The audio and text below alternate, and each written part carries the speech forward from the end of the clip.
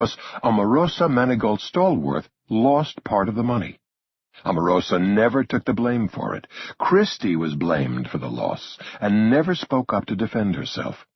If she had only spoken up and defended her ability, I would have kept her, and fired Omarosa instead. Everyone who does anything is criticized. Expect it, listen to it, then dismiss it. I've been criticized for everything I've ever done. I don't let it get to me. Like I said before, everybody goes after the fastest gun in the West. If you're on top, you are naturally the target for all those small thinkers who love to criticize big thinkers who make things happen. Don't let it stop you. Speak up and stand out. At a recent Learning Annex speech, the highly respected business writer Joe Queenan attended. Joe is known as a tough, no-nonsense kind of guy, and he wrote a review in which, in the end, he stated, "Trump is a legendary presence, an American financial folk hero who has developed a mysterious rapport with millions of ordinary Americans. What's more, his popularity antedates his success on TV's The Apprentice. His brash, go-for-the-throat appeal captured the national imagination more than 2 decades ago and has never let go." Joe Queenan concluded that $30 million or no $30 million, Zanker may have underpaid him. Big thinkers flock together. Hang out with other big thinkers. People in your environment have a great impact on you. We're all a product of our environment. Join clubs, associations, and organizations where successful people congregate.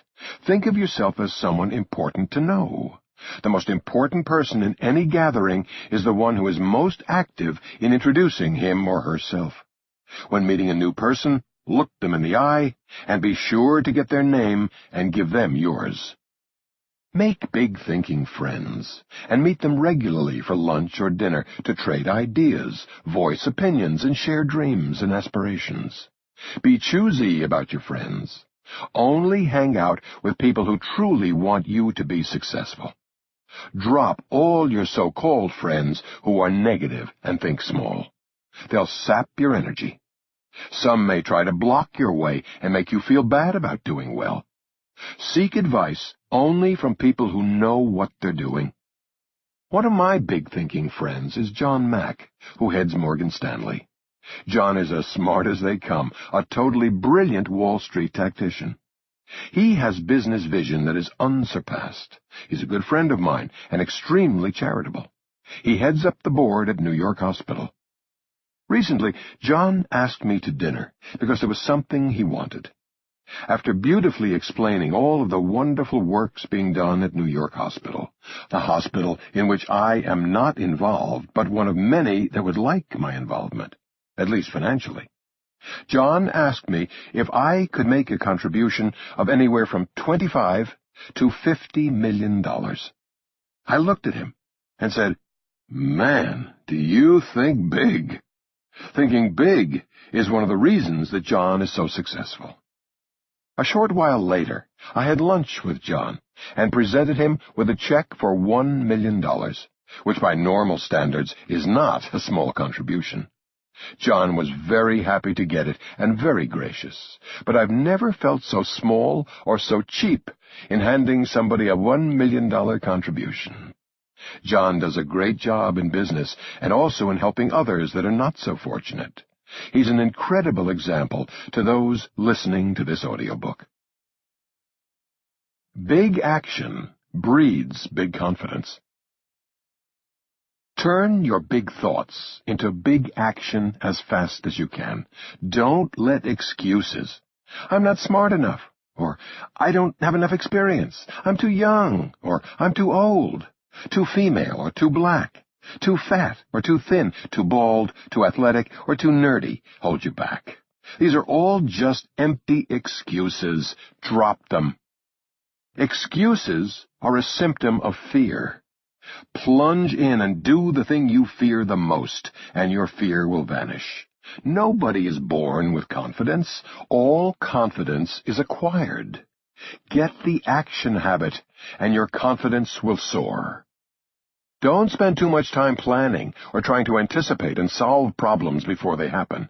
That's just another kind of excuse for procrastination. Until you start, you won't know where the problems will occur. You won't have the experience to solve them. Instead, get into action and solve the problems as they arise. Stop thinking and start doing. Start with small things and take on progressively bigger and bigger challenges to build confidence. That's how Olympic athletes get to the top. They push themselves to bigger and bigger goals, one step at a time. Actually, it's not what you know when you start that matters. It's what you can learn as you go along. When you're starting something new and challenging, always think, can do. Your capacity to do anything is simply a state of mind. How much you can do depends on how much you think you can do. Many people get used to working on a certain level of efficiency, but when circumstances demand it, they do much more than they think. Start thinking you can do more. Don't build a single-family home without considering how much more it would cost to construct a multi-unit building or a whole development project. Try to make everything you do bigger, better, and bolder. Make a commitment to do something big, and you'll find a way to do it. I don't mean a vague promise to do something sometime. I mean a legal agreement that puts your feet to the fire. Sign on the dotted line, and that will create a fire under your feet that will spur you to move like never before. Train your mind to accept bigger and bigger goals. Your mind must be ready to take bigger steps. You can't get to a higher level if your mind isn't ready. Let's say you're starting a business that's making $100 a month, and you want to get to $10,000 a month.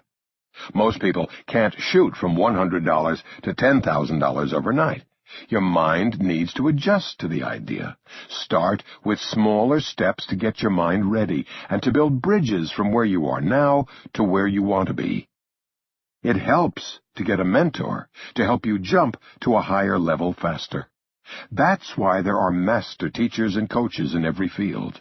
For some reason, we're all receptive to advice we receive from authority figures.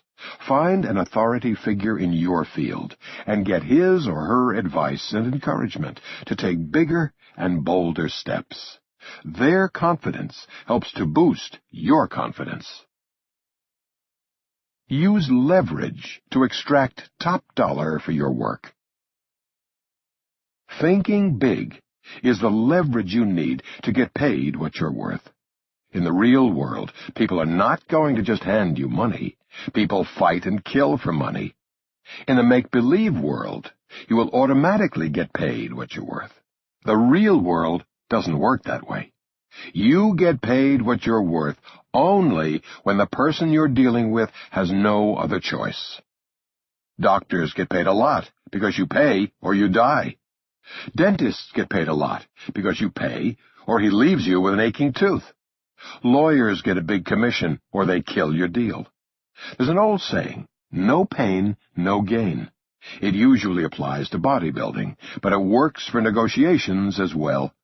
Superstar athletes can demand high salaries and hefty signing bonuses because professional teams need them. Movie stars can demand a huge piece of the action because the movie companies need them to attract audiences. It's the same for top coaches, supernova models, and rock stars. They demand high incomes because if you don't pay them, they walk straight to your competitors and you lose. It's a form of legal bribery. That's exactly how lawyers get so rich. To be super successful, you have to use leverage to extract top dollar for what you do. You've got to threaten to inflict some pain before you get some gain. In every successful real estate deal, I've had to make my opponent feel the pain of what he would lose if he didn't do the deal with me, and the pleasure of going forward on the deal and giving me what I want. Everybody knows this, but few people talk about it. Look at job negotiations. Most people get their biggest raises when they change jobs or threaten to change jobs.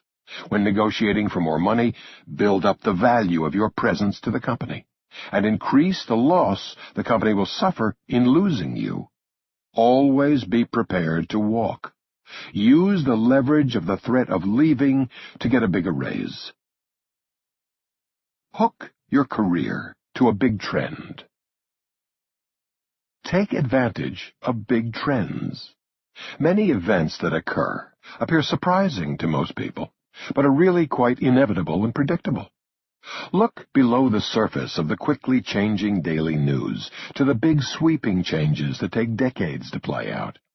That's where you can find big ideas. There are demographic, cultural, financial, technological, and medical trends in place now that will produce predictable results years from now. There are shortages of doctors and nurses, and at the same time the population is aging rapidly. There is a growing Hispanic population, a migration out of the suburbs to the far suburbs, called the exurbs, a growth in the number of single people, and a cultural shift of people to think more ecologically. There are huge opportunities for profits if you can think big and create big solutions for the human needs brought about by trends. Although I'm one of the world's biggest developers, I saw great potential in Jersey City. I'm good at predicting trends, and I see a good future in Jersey City. That's why I built Trump Plaza Jersey City, a $415 million condominium project that will include 2 towers over 50 stories high, with 862 luxury condominiums. I also chose a great partner, Dean Geibel, who made it happen. Do not stall out halfway to the top. Do not get stuck in a halfway successful rut. Some people start out with big goals. They start out thinking big, and it works. They achieve a level of success, a good job, money in the bank, a nice income, a retirement plan, and some play toys like a boat or a luxury car. Then